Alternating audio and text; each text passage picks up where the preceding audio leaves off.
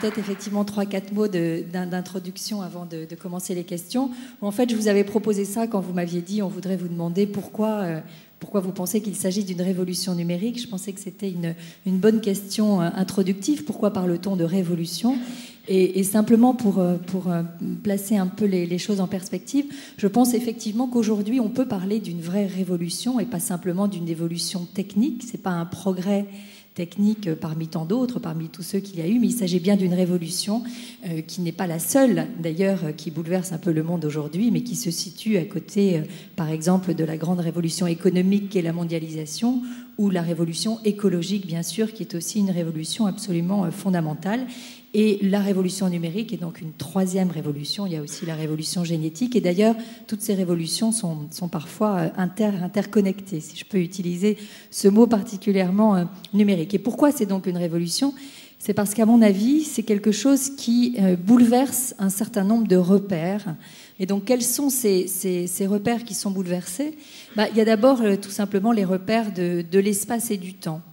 Et c'est quelque chose qui me semble absolument fondamental. Et on vit aujourd'hui en direct tous les événements. Il y a cette espèce de contraction du temps, cette dictature de l'instant qui fait qu'on est sans arrêt en train de se raccourcir. Par exemple, quelques chiffres.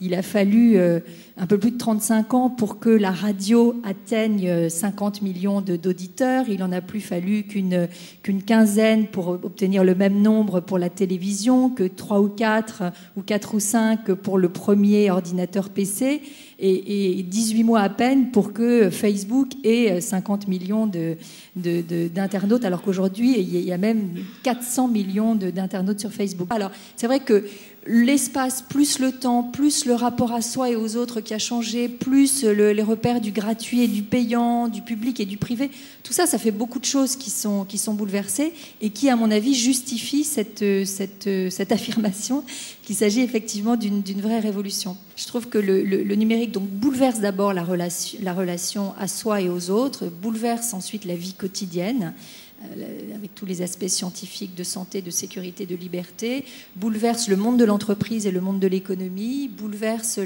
l'exercice de la démocratie. On ne fait plus de la politique, on n'exerce plus le pouvoir aujourd'hui de la même façon qu'on le faisait avant grâce au numérique, bouleverse l'accès à la connaissance et au savoir, et enfin bouleverse le partage de l'information. Et ces 6 domaines-là sont complètement transformés par... il y en a peut-être d'autres, mais moi j'ai identifié ceux-là.